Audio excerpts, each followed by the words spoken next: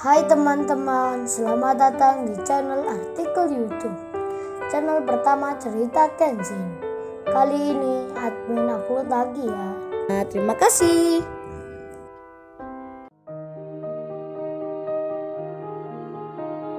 Kisah pemuda kaya, anak bos besar, pemilik 73 perusahaan, yang menjadi cleaning service. Episode 198. Si Rena, ketika mendengar nama Kenshin, adalah cowok yang dimaksud. Setelah dirinya terdiam sesaat, ia pun langsung berucap, si Rena seperti bersemangat. What's, beneran itu Shirley? Apa kamu tidak salah orangnya? Apa bener itu? Kenshin lewat rumah kamu. Kapan itu ya? Shirley menjelaskan. Akan waktunya. Itu Rena. Kemarin. Di saat pagi hari. Saat banyak orang berangkat kerja. Ketika mobilku akan ditarik dealer. Banyak yang melihatnya. Karena debt kolektornya menagih. Dengan suara yang agak keras. Nah saat itu di belakangku. Ada cowok tersebut. Kemudian Shirley bicara. Ini Rena. Aku mau tanya nomor teleponnya. Apa kamu punya ya? Ini aku mau balikin uangnya. Tapi nggak tahu harus kemana. Si Rena pun bicara. Emangnya dia bilangnya Shirley. Suruh balikin uang itu ke kamu. Shirley menjawab. Ya kagak say. Aku kagak enak aja. Ini aku menganggapnya hutang. Kemudian Rena pun bilang.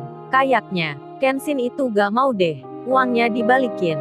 Aku tahu banget orangnya. Shirley pun menyahut. Iya sih say. Aku merasa itu juga. Tapi kan gue harus bilang dulu. Bicara ke dia maksudnya. Kan gak enak gitu. Kemarin juga, aku belum ngucapin terima kasih. Oh iya, kira-kira, lu mau gak ya Rena? Bilangin ke dia, maaf sebelumnya ya, gue jadi memerintah kayak gini. Si Rena pun menjawab, aku sih mau aja, tapi kan entar jadi kurang nyambung gitu. Kalau tiba-tiba, bertanya seperti itu, atau kamu aku kasih nomor teleponnya ya? Kamu bicara sendiri, kan bisa langsung tahu jawabnya. Shirley pun menyahut, iya deh bolehlah kalau gitu. Kirim ke WA aku ya nomornya. Sebelum itu Shirley bicara lagi. Oh iya Rena, tapi sebenarnya, aku merasa malu banget nih. Kalau bicara langsung dengan dia. Masalahnya kan, saat di kantornya sendiri, aku pernah ngerjain gitu. Nyakitin cowok itu. Apa kagak apa ya, jadi kagak enak sendiri nih. Terus entar bicara apa ya enaknya. Si Rena pun menjawab, kok kamu malah tanya gitu? Kayak mau interview aja lu. Ternyata bener kan? Gua kan pernah bilang ke kamu Shirley. Sewaktu kamu kirim video itu. Saat berniat membuat malu Kenshin. Jadinya sekarang kan, kamu mengalami sendiri. Rasa tak enak hati. Lalu Shirley menyela. Tapi kamu juga salah Rena.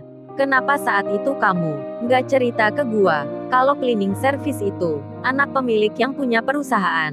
Si Rena pun menjawab. Entar kalau aku cerita, kamu pasti kagak percaya. Ya aku biarin aja. Lalu si Rena bicara lagi. Ini nomornya say. Udah aku kirim ke WA-mu ya. Shirley menjawab. Oke friends. Makasih ya. Entar kalau jadi telepon, aku ceritain ke kamu. Akhirnya, nomornya Kenshin diketahui juga oleh Shirley. Beranjaklah pagi. Kesibukan dan aktivitas sudah berjalan. Saat itu waktu sudah menginjak di pukul 9. Kenshin masih saja terlihat membersihkan mobil. Bahkan kali ini, dirinya sudah mencuci mobil 2 kali. Di sela itu lewatlah seorang wanita. Seragamnya berwarna putih. Nampak seperti bukan pegawai biasa. Setelah dilihat dari orang yang menyapanya, ternyata wanita itu memiliki jabatan sebagai kepala cabang di sini. Dirinya terlihat masuk ke kantor yang saat ini ada Iwan. Kenshin pun sempat melihatnya saat orang tersebut berjalan menuju kantor tempatnya bekerja. Kemudian, di dalam ruang kantor itu sendiri, si Iwan rupanya dipanggil oleh seorang wanita yang baru masuk itu. Iwan pun menghampiri, sembari dirinya memegang alat kebersihan yang baru saja dipakai untuk kerja. Iwan itu lalu ditanya oleh Angelika, yang kini duduk di kursi depan. Si Iwan pun berbisik di hati. Ia bicara sendiri. Oh rupanya, wanita ini, yang kemarin menegur gua. Kemudian, Angelika itu bicara. Hei mas, bukannya masnya ini masih pekerja baru ya? Saya kok dapat laporan kayak gini. Katanya masnya ini kemarin kagak sopan dengan tamu yang hadir di sini. Langsung saja keluar ketika ditanya. Apa benar itu ya? Si Iwan menjawab, iya Mbak, itu memang benar. Saya kemarin memang mau buang sampah ke belakang. Maaf kalau hal itu menyinggung tamunya. Angelika itu pun lalu bilang, waduh masnya kok enak gitu ya bicaranya. Minta maafnya ringan banget. Kalau tamu kemarin lapor ke pusat. Terus dia bilang, pegawai yang kerja di sini kebanyakan nggak tahu sopan santun. Terus apa jadinya entar? Angelika itu nampak wajahnya marah dengan posisi yang masih duduk. Sedang Iwan sendiri berdiri di depannya. Sementara semua pegawai yang di situ pun, termasuk pula Susanti, nampak menyimak. Mereka merasa senang sekali. Seperti ini dianggapnya adalah hiburan, menjadi tontonan gratis. Kemudian, Kenshin, yang ada di luar, yang sedang mencuci mobil, ditanya oleh atasan itu. Ia bicara ke Iwan, hei mas, suruh temanmu itu masuk ke sini. Aku juga mau bilang ke dia, kenapa kemarin dia tak masuk kerja, tanpa pemberitahuan pula, tak pakai surat, padahal kerjanya di sini masih seumur jagung, belum 1 minggu, kok bisa seenaknya gitu.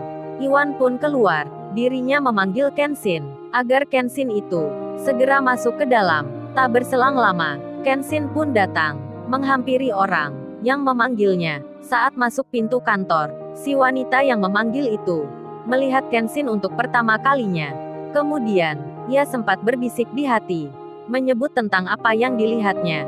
Penampilan cleaning service ini, rupanya tinggi posturnya, seperti beda dengan lainnya. Kenshin yang berjalan itu, seragamnya terlihat rada basah, rambutnya juga agak panjang, kulit tangannya putih. Angelika yang melihat cowok cleaning service tersebut sedang berjalan menghampirinya. Kemudian, Angelika, yang nama sapaannya Mbak Angel itu, yang masih duduk di kursi, pandangannya pun mengarah ke pintu keluar. Saat Kenshin sudah tiba di depannya, yang berdiri bersama Iwan temannya, si Angelika itu hendak bertanya pada Kenshin.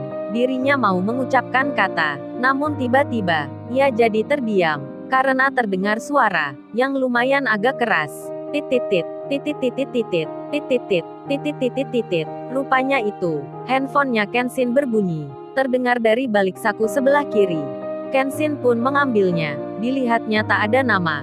Ia pun mengangkatnya. Tentu saja, wanita yang di depannya, yang tak lain, atasan di tempat ini, makin marah melihatnya. Lalu, bagaimana kisah selanjutnya? Subscribe channel ini untuk episode berikutnya. Terima kasih.